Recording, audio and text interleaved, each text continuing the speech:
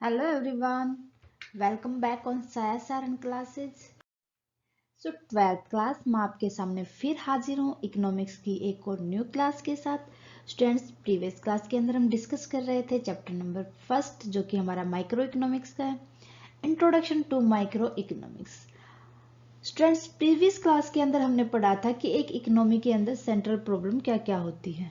Means central problem हमने पढ़ी थी व्हाट टू प्रोड्यूस, क्या हम प्रोड्यूस करें, हाउ टू प्रोड्यूस, कैसे प्रोड्यूस करें भाई उस चीज को, फॉर होम और कौन से कस्टमर के लिए, किन किन कस्टमर के लिए कितनी कितनी हम क्वांटिटी प्रोड्यूस करें। सो ये सारी की सारी चीजें हम पढ़ चुके हैं प्रीवियस क्लास के अंदर।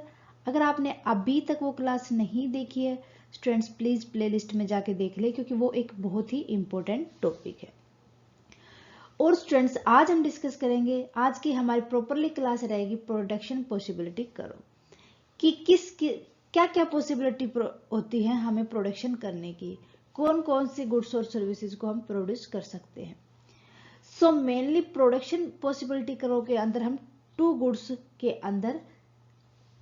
गुड्स का हम कॉम्बिनेशन लेके देखेंगे। क्लियर है? और साथ के साथ हम इसको देखेंगे कि हम एक प्रोडक्शन पॉसिबिलिटी करो किस तरीके से प्लॉट करते हैं विद ए शेड्यूल। ओके, करते हैं आज की क्लास स्टार्ट हमारी। सो स्टूडेंट्स, अगर मैं बात करूं प्रोडक्शन पॉसिबिलिटी फ्रंटियर, फ्रंटियर आपको ये नाम भी याद रखना है क्योंकि फ्रंटियर का मतलब भी कर्व ही होता है। Means production possibility frontier means यहाँ ये हो जाता है कि एक ऐसा कर्व जो हमें रिप्रेजेंट करे कि हमारे पास जितने भी पॉसिबल कॉम्बिनेशन है ना टू गुड्स के, उनको हम किस तरीके से प्रोड्यूस कर सकते हैं जितने लिमिटेड रिसोर्सेज है हमारे पास और जो जो टेक्नोलॉजी है उनको यूज करते हुए। Means production possibility frontier is a curve which depicts all the possibility combination of two goods which can be produced with given resources technology in an economy. Means student, जो हमें to goods का production देखना है ना, जितने हमारे पास limited resources होते हैं और जो टेक्नोलॉजी होती है उनको यूज करते हुए उनका कॉम्बिनेशन देखना है कि हम कितने प्रोडक्ट, कौन से प्रोडक्ट को कितना प्रोड्यूस कर सकते हैं। मेनली स्टूडेंट्स, जो ये कर्व बनता है ये स्कार्सिटी को लेकर बनता है। ठीक है, यहां पर रिसोर्सेज की स्कार्सिटी, टेक्नोलॉजी की स्कार्सिटी को ध्यान में रखते हुए दोनों गुड्स और सर्विसेज को बनाया जाता है। अब फॉर एग्जाम्पल अगर मैं बात करूं कि मैंने एक तो बिस्किट बनाना है और एक हमने मान लो कि टी लीफ बनानी। अब हम देखेंगे कि एक साथ हमें दोनों का प्रोडक्शन करना है। अब हम देखेंगे कि स्टूडेंट्स की जितनी टी की क्वांटिटी बनाते हैं उसके ऊपर बिस्किट की क्वांटिटी कितनी बनती है। जितनी टी की क्वांटिटी बनती है उसके ऊपर बिस्किट की क्वांटिटी कितनी बनती है। मान लो हमने बिस्किट का किया है 10 यूनिट और हमने टी की है 5 यूनिट। ठीक है, तो यहां पर बनेगा अब हमारा कर्व जहां पर ये दोनों मीट करेंगे। इसी तरीके से अगर हमने टी की बनाई है 5, बिस्किट की बनाई है 5 और टी की बनाई है 10, देन हमारा फिर ये पॉइंट यहां पर आ जाएगा और curve something, production possibility curve something ये हो जाएगा। क्लियर है? So production possibility frontier is also known as production possibility करो और ट्रांसफॉर्मेशन करो। मीन्स ट्रांसफॉर्मेशन करो भी इसको इसीलिए कहा जाता है क्योंकि ये शिफ्ट हो जाता है अकॉर्डिंग टू जो हमारे पास प्रोडक्शन है टू गुड्स के बीच में उसके अकॉर्डिंग। ओके, सो ये था हमारा प्रोडक्शन पॉसिबिलिटी फ्रंटियर। मीन क्या होता है? अगर मैं बात करूं कि कौन कौन सी अजम्पशन पे हम पीपी करो तैयार करते हैं। फर्स्ट अजम्पशन की बात करें तो यहाँ पर मैंने पहले ही बताया था कि आपके पास जितने भी रिसोर्सेज होते हैं फिक्स्ड होते हैं जो रिसोर्सेज, उन्हीं को ध्यान में रखते हुए प्रोडक्शन करना है दोनों गुड्स के बीच में। ठीक है, क्लियर है? Secondly, the technology is given and unchange. जो टेक्नोलॉजी होगी वो आपके पास वही होगी, कोई भी न्यू टेक्नोलॉजी का आप यूज नहीं कर सकते, उसको चेंज नहीं कर सकते। Third, the resources are efficient and fully employed. जो आपके पास रिसोर्सेज होंगे वो सही भी होंगे, एफिशिएंट भी होंगे, और फुली जितने एम्प्लॉयड हैं उन सब के पास कुछ ना कुछ रिसोर्सेज जरूर होंगे, तभी आप प्रोडक्शन पॉसिबिलिटी करो को फॉर्मेट कर पाओगे।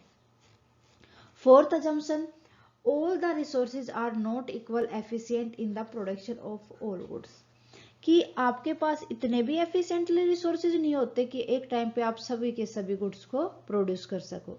नहीं, वो ये होता है कि दूसरे प्रोडक्शन जो हमें इम्पोर्टेंट प्रोडक्ट लगता है उसके लिए हम प्रोडक्शन को बढ़ा देते हैं, और जो हमें थोड़ा सा लेस इम्पोर्टेंट लगता है उसके लिए हम प्रोडक्शन को घटा देते हैं। क्लियर?